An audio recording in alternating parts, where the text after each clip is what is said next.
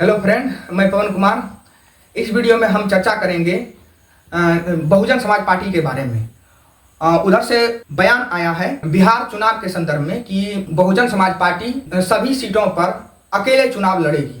तो मतलब उसके जो भक्त लोग हैं वो एकदम सोचने लगा और उसके बाद प्रचार करने लगा कि एकदम अकेले दम पर लड़ेगी चुनाव बहुजन समाज पार्टी, इस तरह से। तो कोई व्यक्ति उधर से ही सोशल मीडिया पर ही उधर से इसमें नया खबर क्या है, आप तो इसी ट्रैक पर चल रहे हैं बहुत दिन से, खासकर जब से 2014 में मोदी सरकार आए हैं कि किस तरह से आपको कसे होंगे, खासकर ईडी और सीबीआई के द्वारा।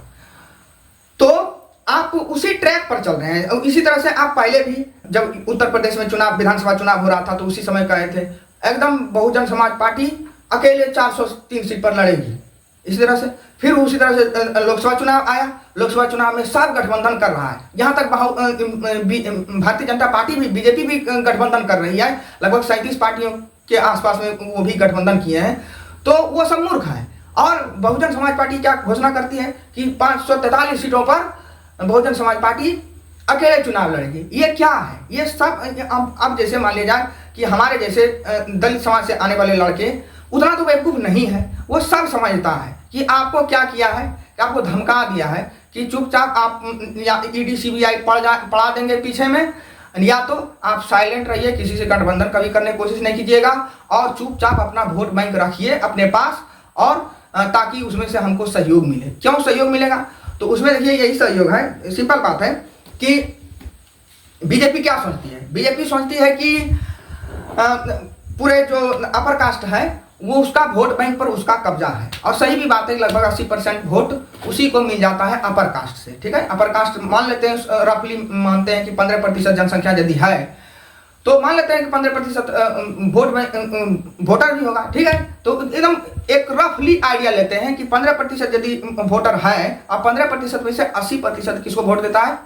तो बीजेपी को देता है। तो वो समझ के चलता है कि हम अपना कास्ट का वोट ले लेते हैं, अपना या तो कास्ट समूह जो भी है उसका वोट ले लेते हैं। फिर उधर से कहीं पर ओबीसी होगा, जैसे मान लीजिए जैसे उत्तर प्रदेश में यदि समाजवादी पार्टी है, या तो बिहार में यदि ले लेते हैं राष्ट्रीय जनता दल आरजेडी है, तो वो अपना ओबीसी का वोट लेंगे। फिर गैर यादव ओबीसी और यादव ओबीसी के बीच में बंटवारा वो करता है, तो गैर यादव ओबीसी में खड़ा कर देगा किसी को और उसका वोट लेने की कोशिश करेगा।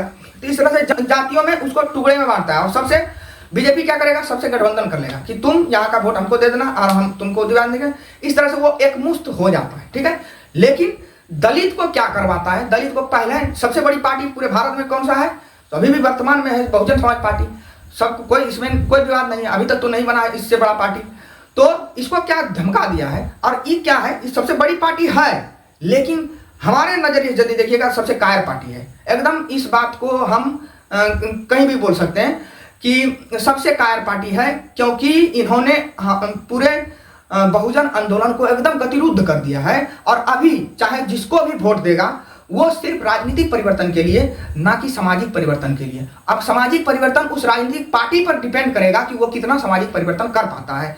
ये समझिए कि जोखिम लेने के बराबर है। ठीक है, और लेकिन वो ये जोखिम उतना बड़ा नहीं है जितना बड़ा जोखिम आपको वोट देने में है। जैसे बहुजन समाज पार्टी को वोट देने में जितना बड़ा बेवकूफ़ी है, उससे कहीं कम जोखिम है किसी अन्य पार्टी को, चाहे तो आरजेडी को वोट दे दे, या तो समाजवादी पार्टी को वोट दे दे, या तो कांग्रेस को वोट दे दे। तो उससे कम ही वोट, सबसे मतलब यदि हमारे नजरिए से सोचिएगा तो सबसे आरामदायक है कि कांग्रेस को वोट देना। और सबसे उपयुक्त लगता है अभी के संदर्भ में यदि देखेंगे तो सबसे उपयुक्त है तो कांग्रेस है, खासकर दलित समाज के लिए, दलित समाज और शेड्यूल ट्राइब और शेड्यूल कास्ट के लिए उसी को चुनना चाहिए और उसी को फेवरेट अभी बनाना भी चाहिए।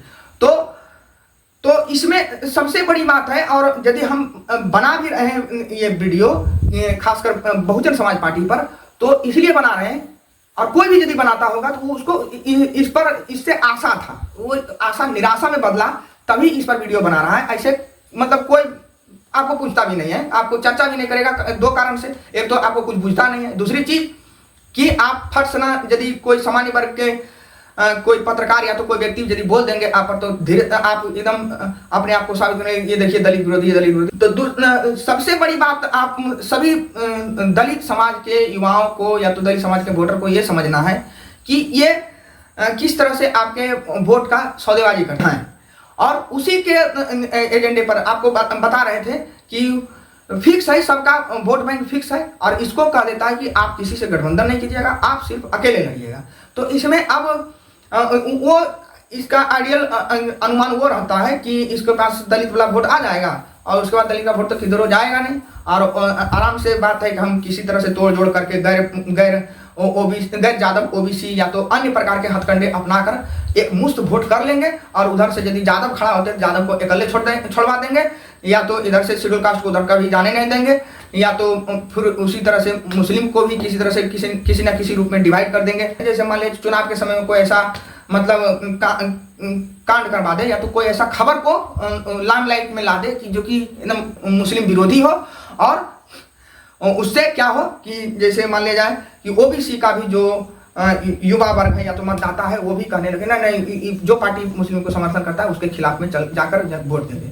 तो ये सारा उसका एकदम फुल प्रूफ उसका ये हथकंडा है, और इसी को अपनाकर वो कार्य करते हैं। तो इसमें अब देखिए खेल कहाँ बिगाड़ रहा है शेड्यूल कास्ट के युवा। शेड्यूल कास्ट के युवा को जो आइडियली समझ रहा था कि ये जाएगा मतलब बहुजन समाज पार्टी बीएसपी में ही, वो यूपी में नहीं हुआ। ठीक है, यूपी में क्या हुआ, यूपी में खुले आंख से देखा कि ये मतलब क्या चल रहा है, और इसको काफी हद तक दबे शब्दों में कई सारे दलित समाज के शुभचिंतकों ने इस चीज को रेखांकित कर दिया था उसी समय और बहुत समय पहले से भी, कि वो समझ गया कि ये केवल सौदेबाजी चल रहा है आरएसएस और बीजेपी के साथ, और हमारे वोट के साथ हमारे समाज का सौदेबाजी किया जा रहा है। तो उन्होंने क्या किया, उन्होंने मूव किया, और उसी समय पीडीए का गठन किया गया उसी के आसपास में, या तो उसी के आसपास में मजबूत हुआ, और कोई बहुत सारा वोट चाहे तो जहां पर संभव हो सका तो कांग्रेस की ओर गया, जहां पर संभव हुआ तो वो समाजवादी पार्टी की ओर गया, जिसके कारण से बहुत गहरी रूप से हार का सामना करना पड़ा। जबकि उतना वोट चोरी करने के बावजूद भी उसको एकदम बहुत गहरी तरीके से हार की सामना करना पड़ा उत्तर प्रदेश में लोकसभा के चुनाव में। तो ये पूरी तरह से मैंने उसको उसका जो एजेंडा है उसको मतलब मिसफायर कर दिया है, उसको मैंने प्रभावहीन तो कर दिया है। अब देखना है कि बिहार का जनता, बिहार का जो दलित समाज की जनता है वो किस तरह से अपना मतलब रवैया को अपनाते हैं। इसमें भी ठीक वही हथकंडा अपनाया गया कि उधर से फिर घोषणा किया गया बहुजन समाज पार्टी के ओर से कि बहुजन समाज पार्टी पूरे 243 सीट पर बिहार के चुनाव में अकेले लड़ेगी। क्या है लिए तो कोई पता नहीं, उसका कोई राजनीतिक एजेंडा नहीं। वो जान रहे 5000 2000 3000 वोट हर विधानसभा में लाएंगे, और उसी पर हम मतलब जितना काट सके, कि लास्ट में तो हार जीत का कई जगह फैसला 1000 वोट पर भी हो जाता है, 1100 वोट पर भी हो जाता है। तो वो जानता है कि उतना पर भी कटवा देंगे तो काफी है।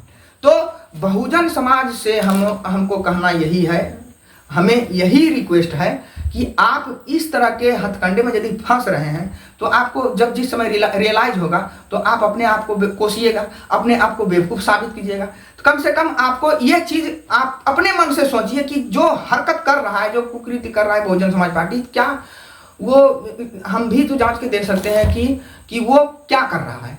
क्या सच में 2014 के बाद इसका रवैया बदल गया है कि नहीं, या तो जो भी पहले की बात अभी बात हटा देते हैं, अभी जो 2014 के बाद से ये कर रहे हैं वो क्या वो राजनीतिक रूप से आगे बढ़ने के लिए कर रहे हैं, या तो आप देखिएगा कि 5 साल जो मान लिया जाए विधानसभा का चुनाव बिहार में तो अभी 2025 के लास्ट में आएगा, लेकिन इससे 5 साल पहले बहुजन समाज पार्टी कहाँ था। फिर या तो उत्तर प्रदेश में भी यदि कहता है कि उसका होम मतलब राज्य वही है बहुजन समाज पार्टी का उत्तर प्रदेश, तो पूरे 5 साल में कहाँ पर कोई गतिविधियां नहीं हो रहा है। हम ये नहीं कर रहे हैं कि किसी से गठबंधन ही कीजिए, काहे क्या जरूरी है गठबंधन करने से। आपसे नई नई पार्टियों का राजनीतिक उपलब्धता दिखता है। जैसे उदाहरण के तौर पर यदि लेते हैं तो स्वराज पार्टी का कुछ ही दिन पहले बना है बिहार में, ठीक है, उसकी राजनीतिक कमेंट होता है, उसकी राजनीतिक उपलब्धि रहता, राजनीतिक उसका उपलब्धता रहता है मौजूद कि हाँ ये घटना हुआ, इस पर कमेंट करेगा, इस पर विरोध करेगा, इस पर सपोर्ट करेगा, किस तरह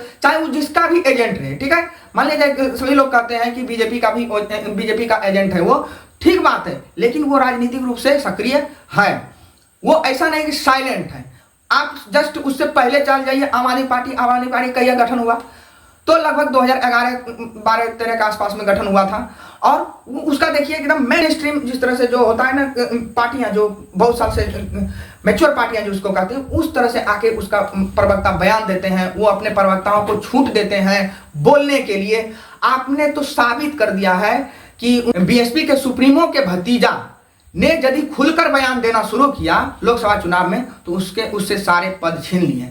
तो आपने अपनी जो सारा पोल है ना, सारा पोल और राजनीतिक निष्क्रियता को जनता के सामने एकदम खोल कर रख दिए हैं। और इसके बावजूद भी यदि कोई पुराना लोग कोई कहेगा कि नहीं आप नहीं देखे हैं, नए युग के लड़के हैं, आप उसके कार्य को नहीं देखे हैं, उससे कोई फर्क नहीं पड़ता है। कि मान लिया जाए, उदाहरण के तौर पर यदि लेते हैं, राष्ट्रीय आंदोलन में बहुत सारे जो संघ परिवार के कुछ नेता थे जो राष्ट्रीय आंदोलन में कुछ कार्य किए थे, लेकिन उसके बाद में क्या किए, बाद में क्या बन गए कि अंग्रेजों का वो मुखबिरी बन गए।